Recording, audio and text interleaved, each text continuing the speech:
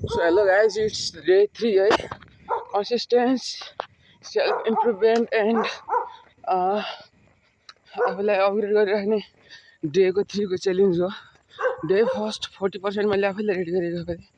Day 2 10% पनि होइन, अलिअलि गडबड भयो। आज चाहिँ डे 3, आज चाहिँ डे 3 मा चाहिँ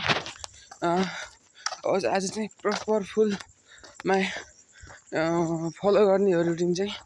रुटिन त केही छैन त्यस्तो, जस्ट मैले सोचेको प्रोग्राम, हिजोको छुट्टेको प्रोग्राम सब पुरा गर्ने हो। जाँदाखेरि छुट्याएको त्यहाँदेखि स्टार्ट गर्ने हो। हेरौँ कति सकिन्छ, तर मैले प्रयास चाहिँ हुन सके जस्तो त्यो ठाउँबाट छाड्दैन होइन क्या त्यो प्रोग्रामबाट।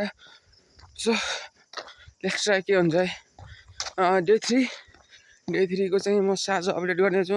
इट्स मर्निङ स्टार्टिङ हो, यसको अपग्रेड चाहिँ साँझ आउँछ आज। ओके, त्यो चाहिँ एलेन चोक धनगढी मेन रोड। यति आँठी कपडल नजाइ मजै आउँदैन क्या। फेरि जाउँ त है कपडल गएर भेटौँला।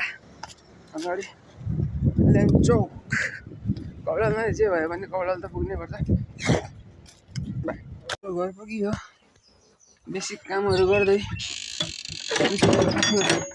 दैनिक कामहरू सिद्ध्याएर, होइन भने गाह्रो हुन्छ। पछि कामहरूमै अल्झिन्छ र आफ्नो टार्गेट पनि हुँदैन। बरु यो काम अलिक ढिला भयो भने, टाइम कन्ज्युम्सन भयो भने यसको अलिक मेन कामहरू सक्ने पकाउने टाइपका, त्यसपछि चाहिँ अरू आफ्नो कन्टिन्युटी गर्ने बस।